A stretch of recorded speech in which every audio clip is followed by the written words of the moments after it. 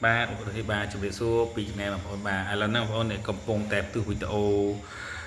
bong pro đi mà bọn ơi bà bảy cái nào bọn trong phần mang ngay nắng cứ toàn trong thế này bọn bà này bà lại có trong là chạy sống tô hai bọn nè bà tô hai bà bọn đặc nia ngày đi trong mà trình thị bọn bà trình vẹn bọn đang sùng đầy bong pro hết á bà trong sông bát ha bờ ro chia xóa mây môn nâng do phải là gì tới cất bay chủng loại sòng khăn bà nói tí muối bởi do phải là gì một cùng kết tài nông ca một cồn chủng nói tí pi cùng tục bảo bốn chia xây bồng ra đại thay là bỏ dừng chủng nói tí bay cùng vô bảo bốn tàu priệp thiếp sở tây đỏ tây bà nè ông bà sân dương bà ro sợi naหรือbà ro na tục bảo bốn bay chủng nói chia sòng khăn hơiสเปรย์บางคนมันมีขนมครูซาตีบอมโอนมาฮันไอบอมโอนเรื่องตีมวยบอมโอนนักชมเลือกมอนดีเจบ่านะบอมโอนมา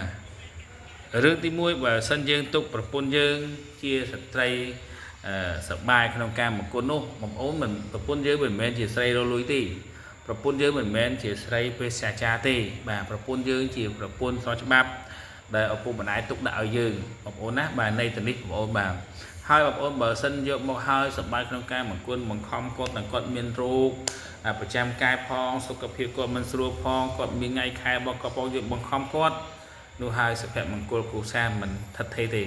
នឹងមានការបែកបាក់គ្នាថ្ងៃណាមួយមិនខានបាទអញ្ចឹងប្តីទៅយកអារម្មណ៍ទុកគិតអំពីប្រពន្ធផងកុំបង្ខំឲ្យខ្វះការពិចារណាបាទនេះបងប្អូនខ្ញុំអត់បរយាយវែងទេបងប្អូនពោះពេលវេលាខ្លីហើយទី2បើប្តីទុកប្រពន្ធជាអ្នកបំរ័តឲ្យថ្លៃដល់ផ្ទះមិនជួយធ្វើការងារប្រពន្ធមកធ្វើការផងអីផងកូនផងអីផងសពបីយ៉ាងទាំងអស់បាទហើយយើងមិន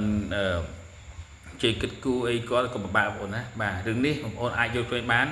ហើយទី3នោះកុំប្រៀបធៀបប្រពន្ធយើងនឹងអតីបាទអញ្ចឹងបងខ្ញុំអត់និយាយបោះយាយច្រើនទេ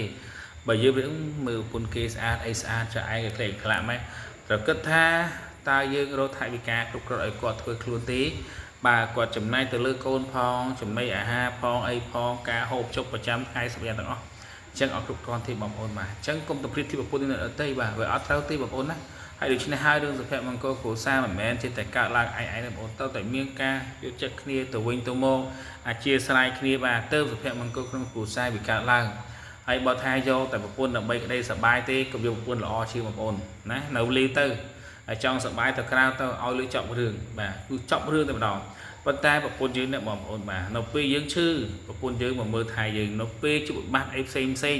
ប្រពន្ធយើងជាទីប្រឹក្សាយើងផងជាភរិយាយើងផងជាអ្នកបម្រើយើងហូបចុកញាតិអស់ប្រពន្ធយើងធ្វើការងារទាំងអស់ដើម្បីយើងហើយបើយើងគិតតែរឿងអស់ហ្នឹងតើសុភមង្គលគ្រួសារមានអត់បងប្អូននេះជាទស្សនៈរបស់ខ្ញុំហើយសង្ឃឹមថាវីដេអូនេះវាមិនមែនអីទេប៉ុន្តែបងប្អូនអាចពិចារណាបានហើយគួរតែពិចារណាមុននឹងយកគូស្វាមីភរិយាគិតឲ្យបានច្បាស់សិនបើសិនថាមាន3ចំណុចសំខាន់ឯលើទេ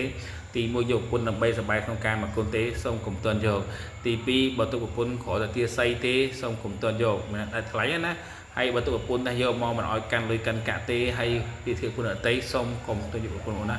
វាអត់មានក្តីសុខបងប្អូនបាទសុភមង្គលគ្រួសារមិនមានឡើយបងប្អូនណាបាទ